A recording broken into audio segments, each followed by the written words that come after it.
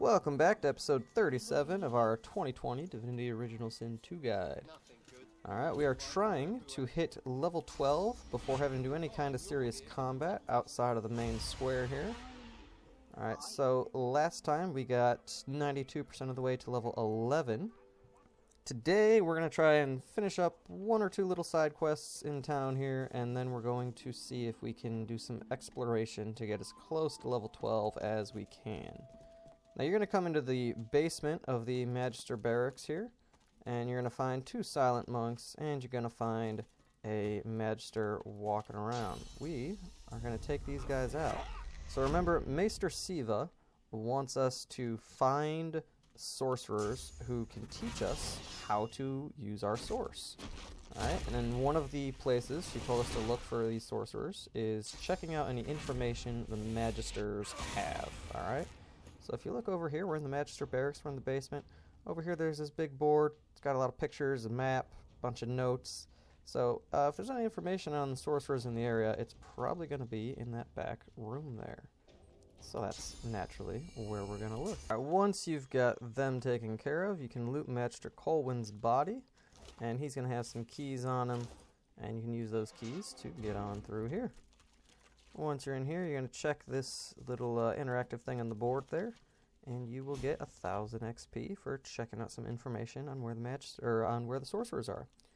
And if you come over here, you're going to find Sorcerer's Ring. All right, that's going to give you the Summon Fire Slug ability right there. And that's very useful if you want to use it. I don't like using it a whole lot, but if you do, it's pretty good. Alright, so the last time we had Mumbo shapeshift into an elf, and then he ate some of the meaty stew that was being sold over here in the tavern. So now we're going to have Mumbo talk to this guy and tell him, hey, the chef over there is cooking up Magisters. Well, did we not do that last time? Ah, we did, okay. So once you let him know that the chef over there is killing Magisters and cooking them up, you can come on over here. And you're going to do basically the same thing with this guy, Stuart. I don't know if you can double up XP with them, but instead of having Magister Belworth go over there, you can also have Stuart go over there and confront the chef. Yeah, you can double up on XP for that. Now, he's going to run away, though. He's not going to go confront her if you talk to him after the Magister here. So, yeah, Magister Belworth came over here to talk to the chef, and Magister Belworth died. Alright, so what you're going to do is you're going to come in here, and now we're going to confront the chef, Wivlia. Alright. And she's, you know, pretty strong for a single person, but it's still just one person versus 4 of us. Alright, and after killing Wivlia, we level up to level 11. Alright. Remember, our goal, though, is level 12 before having to do any out-of-town combat, so we still have quite a bit to go. You're going to want to make sure you check this loose plank over here and get Magister's Seal. And then once you get that, you can return over here to the Magister in charge of the investigation, Magister Carver. Tell him you killed the cook, you gave him proof, basically won your way through it. You'll get some XP there and a quest reward. Alright, and then we're going to head back to the square and we're going to sell off the quest reward because, well, the traders just restocked. We leveled up. So, Trader Thun is going to have plenty of gold to give us for any extra stuff that we don't want to hold on to. Remember, if Trader Thun doesn't have enough gold for you to get your money's worth by selling him all your stuff, Trader Bree never has any gear, alright? She never has any weapons or armor, so all the weapons and armor in her inventory are only going to be there if you sold them to her. So we can just dump all that there, get our extra 1,000 gold out of her. We're actually going to grab a medium earth resistance potion from her as well. And we're going to grab the medium invisibility potion. I always like having invisibility potions on hand. Even if we don't need to use all of them, it's nice to know that we have them there just in case we do end up needing them. The way we are now at the leveling up point where we're going to mostly get our XP here for the rest of the episode by exploring. Alright, so I'm going to come back over here where we saved Master Siva. We're going to continue to go north and then a little bit east. You're going to find a windmill. And you're going to find Fingal Boyd over here, alright? You're going to want to talk to her with somebody who has pretty high persuasion. So she's gonna ask you about if you're into music. She's gonna mention her brother Laszlo. All right, he was somebody that we met in Fort Joy. All right, tell her he was doing all right. He's pretty good. Then when you get to this point, ask if she has anything more useful to sell. Because right now she just sells, a couple of grenades, loot, not a whole lot of good stuff. If you ask her if she has anything more useful, and you have high persuasion, when you come back to talk to her later, it takes about half an hour or so for her to change her inventory. But when you come back later, she has a lot of archery-related equipment. So she has some bows, she has a unique bow, she has a lot of magic arrows, a lot of finesse-based gear, a lot of very good stuff. Alright, and if you're paying attention, you can find a crafting Bible over here. And that crafting Bible gives some arrow-related recipes. Moving on from there, you're going to find very close to Fingalboyd, the Paladin checkpoint. You're going to want to come around the back side of it over here and get the waypoint. Once you've got that waypoint checked off, there you go. You can come on over here. And again, you're going to want somebody with high persuasion to talk to Paladin Tom Hardwin. Alright. Now, if you have Red Prince, he's going to talk to him real quick. He's just telling the Red Prince to go find that dreamer in the Under Tavern, which we already did. And when you talk to him, you're going to want your way through most of this. Once you get the experience there, you're going to shortly come up to a screen that looks like this. You're going to want to ask for 1,000 gold. Alright, and if you pass the persuasion check, he'll give you 1,000 gold when you finish your quest here. And he gives you this War Owl Whistle. And we're going to get to that later. He is also a pretty decent vendor. He's very similar to one of the vendors in the town square. He's got a lot of good gear, and he's got warfare and huntsman skill books. I usually don't interact with him very much because most of the stuff that he sells you can just get from one of the vendors at the town square. He does, however, have a higher rate of legendary and epic tier gear, so if you have a strength-based character, he'll have a lot of good stuff for you there. And he does occasionally have some good finesse-based stuff. Here is Paladin Cork, one of the guys that you saved in Fort Joy. He was like level 4 or level 6 maybe. Now he's level 12, so if you kill him now, you get more experience than if we killed him earlier. And then over here, this Dwarven Worker is going to be another crafting salesman. So you're going to want to, with your bartering person, you're going to want to talk to this guy.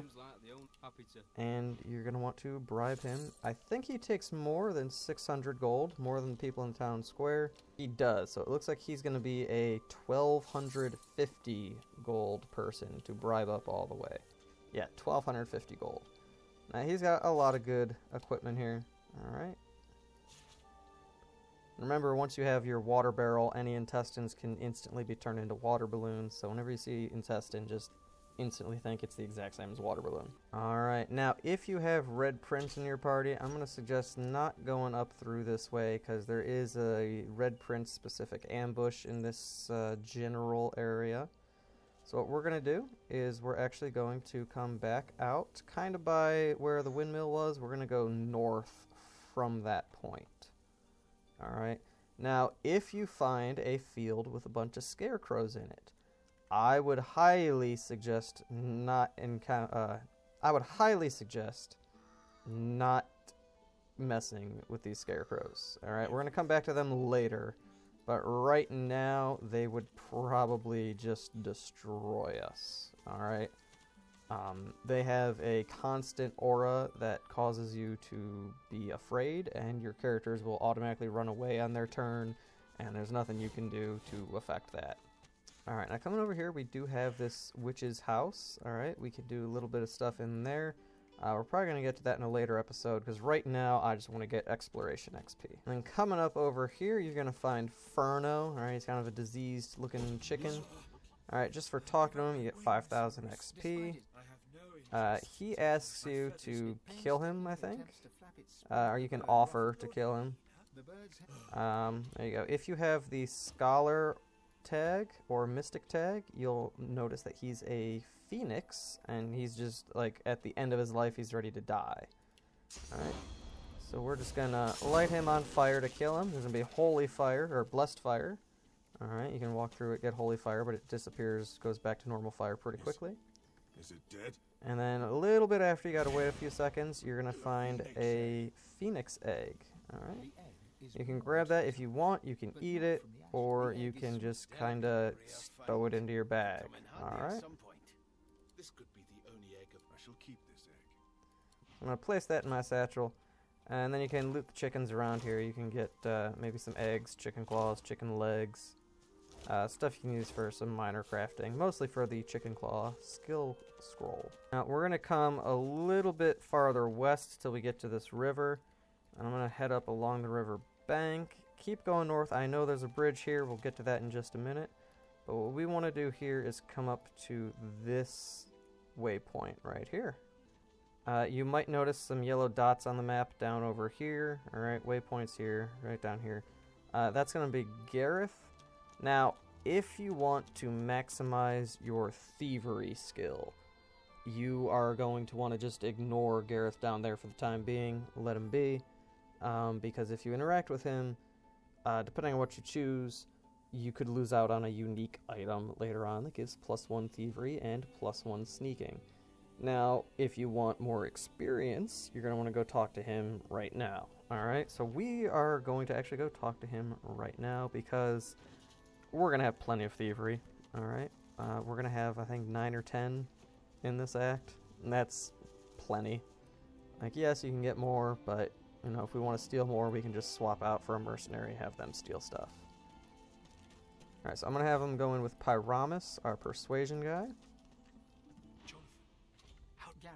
Alright, so Jonathan over here, laying on the ground, used to be one of Gareth's best friends growing up, and he's now a white magister. That means he's pretty high ranking, and Gareth doesn't really know if he wants to, you know, keep him alive, take him back to the boat, kill him. He doesn't really know what to do. So it's up to you guys. If you want to talk Gareth into saving Jonathan, you can talk him into saving Jonathan. If you want him to kill Jonathan, I'm pretty sure you have to kill him. I don't think you can convince Gareth to. Alright, so I convinced Gareth to spare Jonathan, and that is going to later on open up, it's going to open up some more experience for us than if we killed Jonathan there. So heading back to this fields waypoint, alright, we're going to come over here. You're going to notice this bridge is kind of destroyed, and on this part of the bridge, there's a lot of death fog over here, alright? Yeah, it's not just weird colored water, that's a lot of death fog is what it is. Now, it looks like we can't really do anything from here, but if you use Spirit Vision, alright, you're going to find a hidden bridge there. So what we're going to do is we're going to have Beast come up here, and we're actually going to have Beast learn a new skill. We're going to have Beast learn Phoenix Dive, alright? And the reason for that is I just like hopping across here with 2 movement powers. It just saves time. Alright, so you can hop all the way over to that part of the bridge. If you didn't use Spirit Vision with Beast, you're going to have to use it again here. There are some traps on the bridge. You can walk over them, just don't stay on the traps, because that's when they actually become dangerous. Alright, and you get 36,000 experience for getting over here to Blood Moon Isle. These guys here, you just won your way through the conversation. They're nobodies. And then you want to come over here to the waypoint on Blood Moon Isle so that you can get the rest of your party to teleport over here.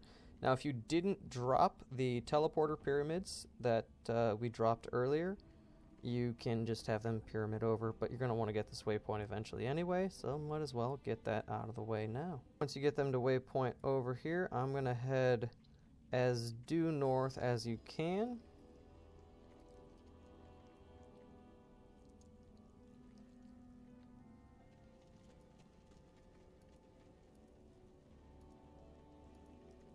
And when you get over here, you're going to find a torch on the wall.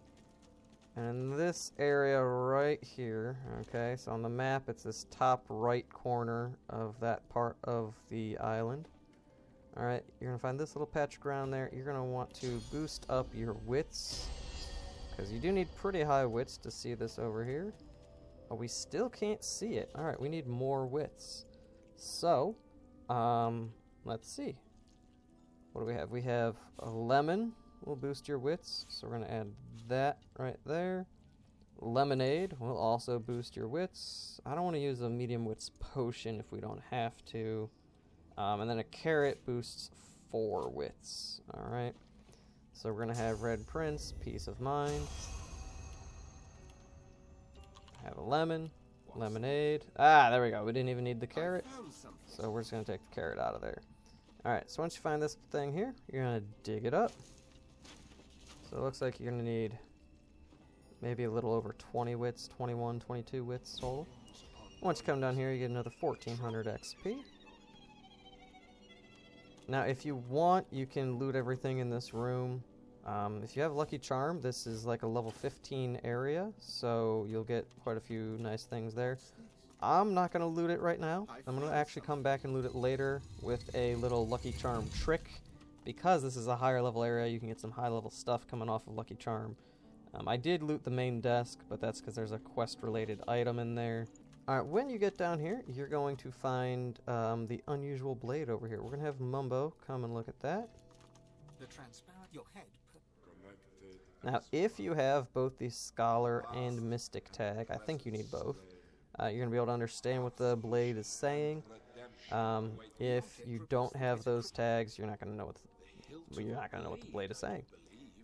And then you're going to want to find somebody with Source. So we have Red Prince has Source. All right, you're going to want to not use him just yet. You're going to want to pick the lock on this chest here, and your person with a Source point is going to come over and open the chest. The chest consumes Source to open, and you're going to find your second teleporter pyramid. So we're going to grab that. All right, and we also grabbed a level 15 sword there, which we're not going to be able to use, but we're going to be able to sell it at least. All right. Now from here, you're going to waypoint back to Blood Moon Isle. And then we're going to head back to the central part of the bridge that we got on here. And then we're going to keep going west, alright? You're going to find a red flag on the map. That is where we're going. We're going to the Advocate, okay? Now once you get over here, alright, these guys are a little bit higher level than us, alright? We just hit level 11. They're level 15. They will slaughter us if we try to fight them, so we're not trying to fight them right now. What we're going to do is we're going to take our main person, talk to the Advocate, and you can one your way through this entire conversation if this is the first time you're talking to him, and if you have not talked to Jahan. Now the Advocate is one of the powerful sorcerers that you're seeking out on the island, alright? So you need to learn how to use your source from 2 other sorcerers, and I believe there are 7 of them, maybe 6. There's 6 or 7 powerful sorcerers to choose from, so you don't need to hit all of them. The Advocate's the easiest one to get, though, because you just talk to him. There's no quest related to it. And he gives you that extra source point. Now, plot-wise, it's kind of not too moral. You're kind of draining, you're using demonic energy to get that source.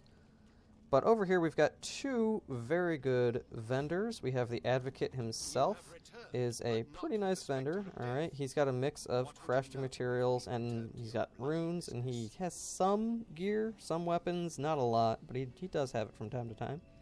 Alright, so he's a pretty decent vendor over here. You gotta bribe him quite a bit. And then we've got this guy, Basatan the Wishmaster. Now what's cool about him is he has a piece of unique chest armor right here, and it is always going to be level 15, alright? That's pretty good, alright? Look at that armor. That's like 4 or 5 times more armor than what we have on our chest armor, alright? So we're not going to want to pay for that, though. That's 4,000 gold. That's a lot of gold. I don't want to do that. So what we're going to do is we're going to have Beast steal from him. Now you're going to want to distract him.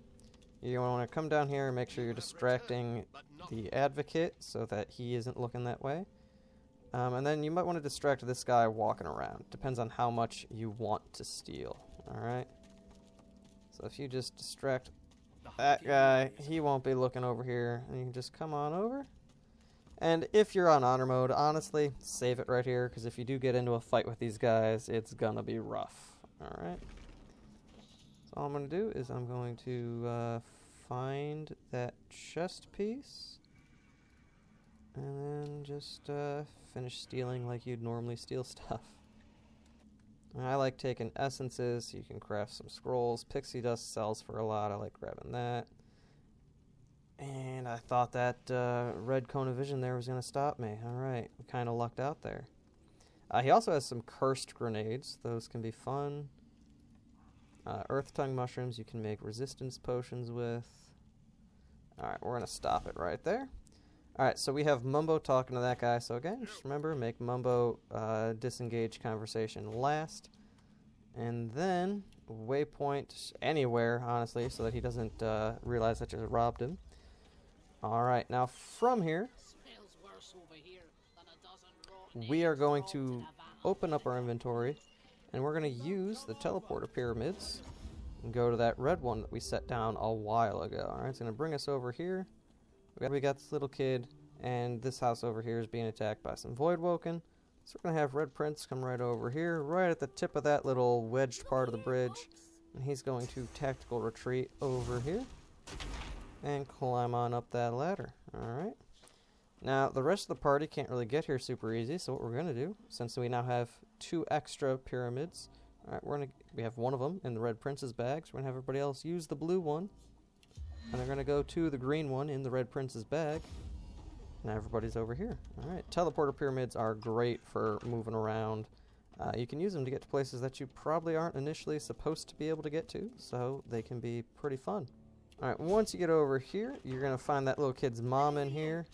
Alright, she's the bridge keeper. Now she's just like a grenade expert. Look at this. She's got 4 or 5 different types of grenades sitting around here. Over here, she's got grenade crafting stuff. She's got a book on how to craft. She's got a Grenadier's journal. Like, she likes grenades. Alright. So we're going to come on over here. And we're going to have Beast go first. So we're going to pump him up. Now, I'm not sure if it's always the first one that dies, but eventually something's going to trigger a 4th Voidwoken to pop up over here. And again, these guys are at level 9. We just hit level 11. I haven't even leveled up to level 11. Like, experience-wise, we're there, but, I mean, this is still going to be a pretty easy combat. For them, you can come over here, use that wheel to let the bridge down, and then you're going to have the bridge keeper over here reunite with her son on the other side. Run your way through that conversation there. And you get some rewards there. Alright, we are going to end the episode there. Want to make sure you guys stay in this general area so that we can get to the next area pretty quickly. We're going to get a new waypoint starting from moving around right here. Alright, so we are over halfway to level 12. This is the only real combat I think we did this episode. There was a couple of 1-on-4 encounters, but this is the only real one, and we were 2 levels higher, so pretty easy doing it in this order. Alright, so I will see you guys in the next episode.